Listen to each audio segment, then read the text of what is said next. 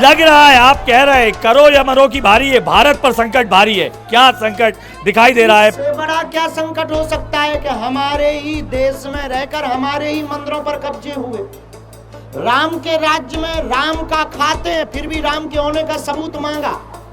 इनके बाबर आए, बाबर के जमाने में और अकबर के जमाने में इन लोगों ने काशी विश्वनाथ में मंदिर को भी मस्जिद बता दिया। अब वो हिंदू नहीं बचे हैं कि तुम हमें थप्पड़ मारोगे और ये हिंदू भाग जाएंगे। ये वो हिंदू हैं कि छेड़ोगे तो छोड़ोगे नहीं। इस नारे के सहारे आप हिंदुओं को जोड़ने की पार्टी बना रहे हैं एक तरीके से। कोई पार्टी नहीं बनाना है, ना हमें राजनीति में जाना है, और राजनीति में जाकर हम करेंगे भी क्या। बाबा की पार्टी है बजरंगबली की, उसका निशान है मुगदर, उसका नारा है जो राम का नहीं वो किसी काम का नहीं, और उसका सीधा साथ खतरनाक शब्द है ठठरी।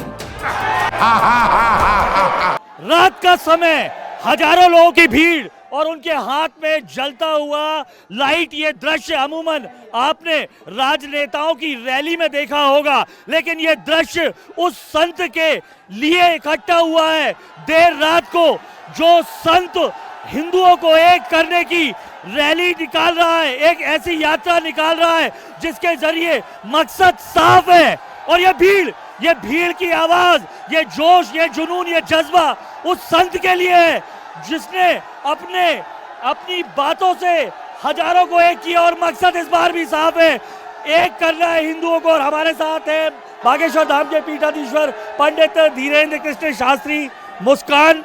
और ये भीड़ और ये हाथों में फ्लैश लाइट, ये क्या दिखा रहा है आपको दृश्य? दृश्य क्या है? ये जगे हुए भारत के 2024 के जगे हुए हिंदू हैं।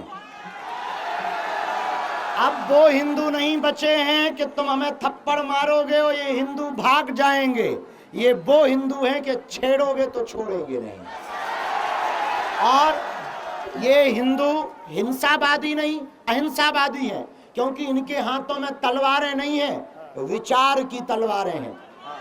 हम इन हिंदुओं के हाथों में शिक्षा की किताब देना चाहते, इन हिंदुओं के हाथों में रामायण और गीता देना चाहते, इन हिंदुओं के हाथों में हम तर्कवादी सोच देना चाहते, इन हिंदुओं के हाथों में हक के लिए लड़ने का अधिकार देना चाहते। हम चाहते हैं ये हिंदू हक की बात बोले, तर्क की बात बोले, संविधान की बात बोले, देश एकता की बात बोले, और इनको कोई छेड़े तो ये किसी को छोड़े ना।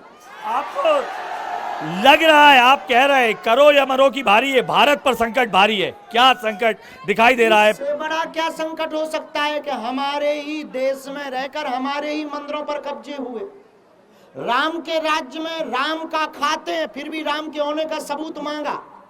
अपने ही राम, जो जिन राम को मानने के लिए हमारे दादा परदादा सबरी ने बेर खवाए, निषाद राज ने मित्रता की, वाल्मीकि ने रामायण लिखी, तुलसीदास ने रामायण लिखी, हनुमान जी ने चित्रकूट के घाट पर भई संतन की भीड़, तुलसीदास चंदन घसे तिलक करें रघुवीर। इतने के बावजूद भी इस देश में हमें अपने राम मंदिर के लिए 500 सालों तक लड़ना पड़ा।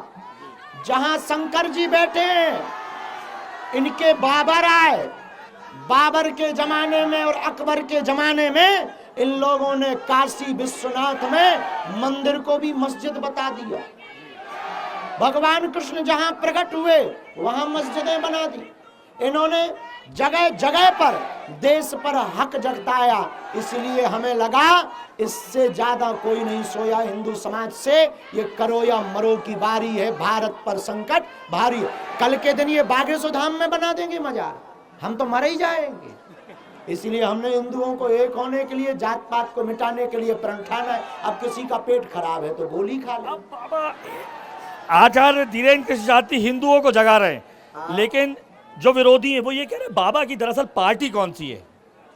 बाबा की पार्टी है बजरंगबली की, उसका निशान है मुगदर, उसका नारा है जो राम का नहीं वो किसी काम का नहीं, और उसका सीधा साथ खतरनाक शब्द है ठठरी।